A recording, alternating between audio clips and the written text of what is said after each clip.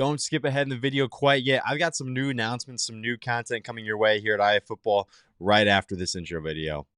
You know it's time. IAfootball is back, and we've got you covered with everything from the biggest hits to the biggest runs, from in-game highlights to post-game breakdown. We are here talking any and all high school football. From day one all the way to the dome, we've got you covered at IAfootball. It's week 3 across the Iowa high school football season, which means I've got new rankings coming for you. It is a Monday, and with that comes some new announcements. Again, I told you not to skip ahead because I've got new stuff on Rockfin. Week 2 individual teams are on Rockfin. Now, hear me out. That's something new. We haven't done this before. I'm going to keep doing this and see if it kind of catches on because no one else is doing something like this. Over on Rockfin for our subscribers, each class is going to have 2 quarterbacks, 3 running backs, 2 to 3 wide receivers, 2 defensive guys, and a flex spot to kind of fill a spot who might have had a tough decision on who should get in. But each week, 10 guys for each class are going to be announced as our team of the week. So you could be the quarterback of our class 1A team of the week. You could be the running back of our class 2A team of the week.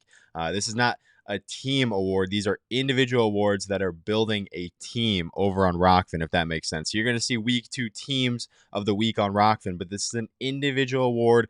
10 to 11 individual players in each class named over on Rockfin for our subscribers only. That is, again, IAfootball on Rockfin is the #1 way you can support us. If you're watching this video, you enjoy what we do, please consider go ahead and going over to Rockfin, checking that stuff out. We've got more stuff coming on Rockfin. Again, that'll be a weekly thing. Rankings are always on there Sunday night, so you can always beat me to the punch on rankings. And then positional rankings, our first version of that is going on Rockfin this week as well. I believe we have 10 quarterbacks, 10 running backs, 10 wide receivers, 10 linebackers. Each class, our rankers went through a ton of work to figure that out. Again, I don't think anyone else is doing stuff like this. That'll be over on Rockfin.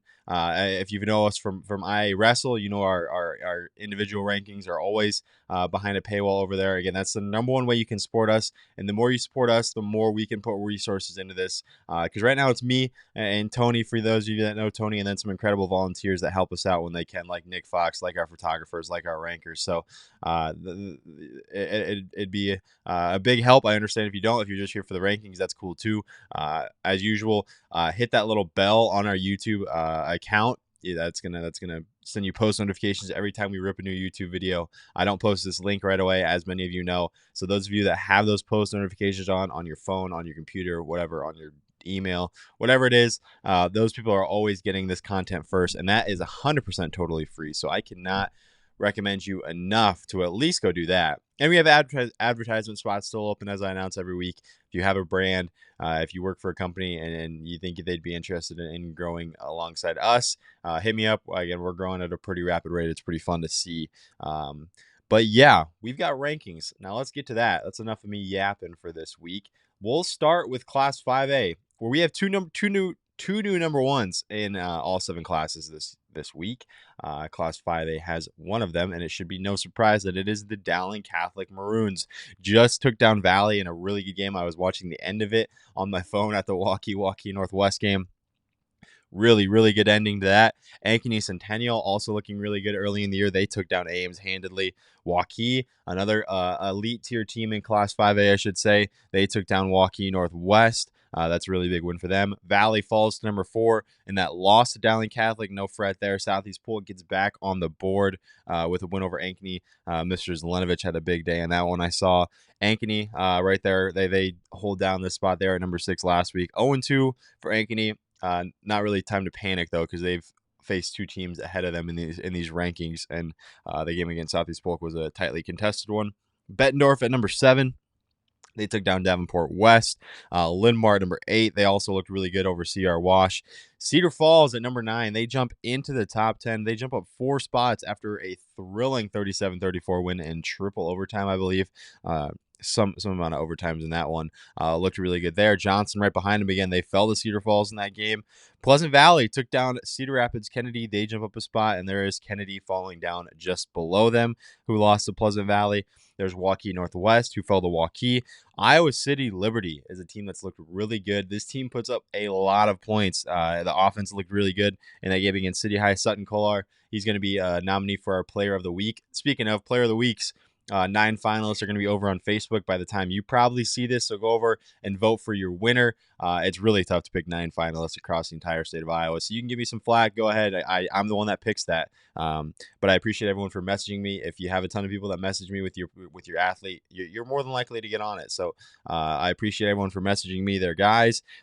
Moving on, though, Iowa City West gets in the win column. They beat Urbandale. Julian Manson, 3 receiving touchdowns in that one, another finalist. In our Player of the Week on Facebook, and there's Urbandale, who fell to Iowa City West. Let's move on over to 4A as I get this ready to go. There's 4A, Class 4A, Week 3, Lewis Central, North Scott. They hold on the top 2 spots. Xavier looked really, really good in the win of Williamsburg. Cash Parks, I believe, set the school record for passing yards. I got a DM about that. Pretty incredible stuff from the sophomore starting quarterback, if that seems to be true. There were no stats on Bound when I was doing Players of the Week, so I could not put him on those lists. Again, I'm doing this usually Sunday late morning, Sunday early afternoon. So if the stats aren't on Bound at that time, I can't trust the Instagram DM with the numbers. That just opened it up too much. So stats have to be on Bound. Incredible week for him. I just couldn't put him on the list, sadly. I'll probably give him a post shout out though to make up for it. Indianola, they get a big one over Norwalk, 28-3. Indianola is separating themselves as an elite team in Class 4A, that's for sure. Gilbert pulls away late against 3A Carroll. They move up a spot into the top 5. North Polk, they get a win over Carlisle. They're 2-0, 2 really close wins for the Comets. Mr. Feldman had a great week, quarterback for North Polk, and so did BJ Tate Jr. Western Dubuque, they fell to Wahlert Catholic. A little bit of a shocker there. Wahlert Catholic's going to be a big riser in Class 3A, if you can assume. ADM looked really good in a win over Winterset, who was ranked at the time. They were at number 16. Decorah, they beat West Delaware 31-25, hop into the top 10. West Delaware moves to 0-2 in Class 3A. Bonnyrant Farrar, they beat DCG 28-7. Actually, that's not right. These numbers I don't have right here are not correct. Bonnyrant Farrar lost to Grinnell. They fell 2 spots to 3A Grinnell, who's now ranked in 3A. Pella, they beat Keokuk 40-13. Newton beat Dallas Center Grimes 28-7. There it is. Norwalk lost to Indianola. Waverly Shell Rock, they lost to North Scott. 0-2 start for Waverly Shell Rock. No really time to panic, though. Ballard loses to 3A Humboldt in a really close game. They drop a spot as well. And then Clear Creek Amana, they are your new team. They did fall to 3A Solon 42-14, but they will hop in the rankings in Class 4A according to our ranker. Moving on to Class 3A, where we saw, like I said, announcing these 4A games, we saw a lot of 3A teams take down 4A teams last week. Solon is your second new number 1 in all of the 7 classes.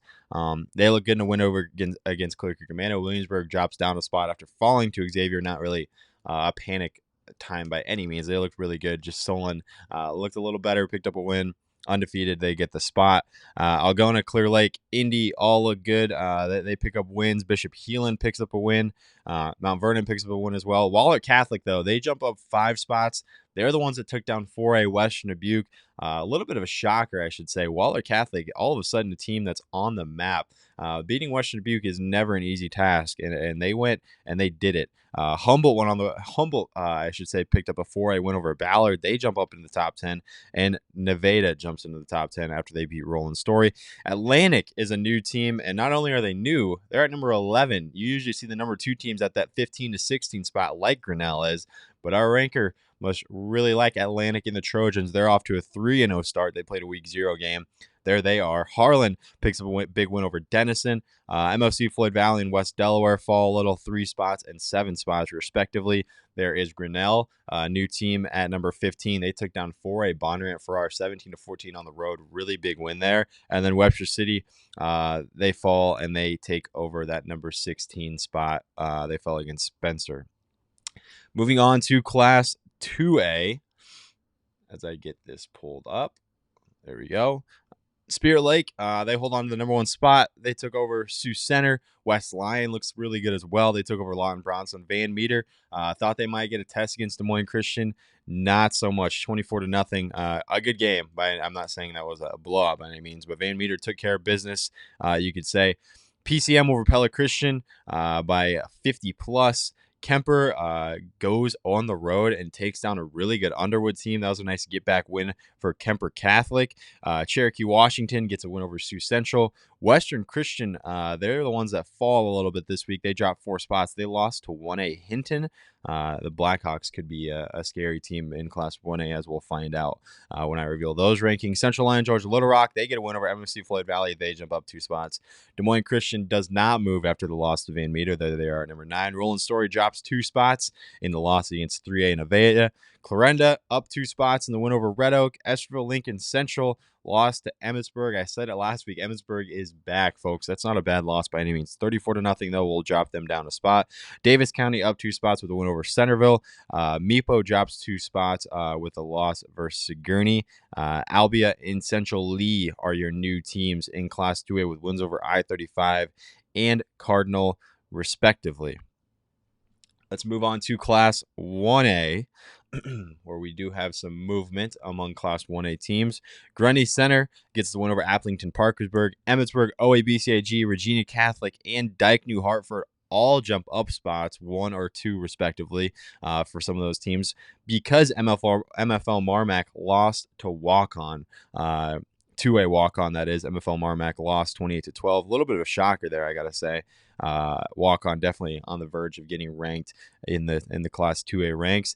AHSTW looks good in the win over Riverside. That one was close for most of the game.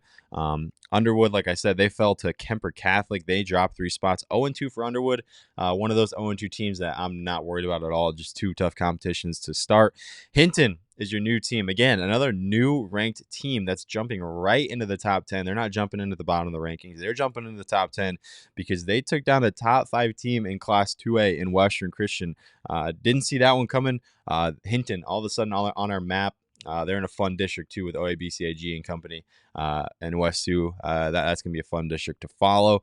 Wilton, the Beavers, they look good over West Liberty. They hold down that spot right there. Trainer, they lose to Tri-Center. Beckman Catholic gets a win over Monticello. Sumner Fredericksburg, they dropped 5 spots after the loss to North Fayette Valley. South Hardin with a win over Iowa Falls Alden. Grandview Christian with a win over Colfax Mingo. And Hudson with a win over Cascade. They jump into the rankings in Class 1A. Moving on over to Class A. Not too much craziness in Class A last week.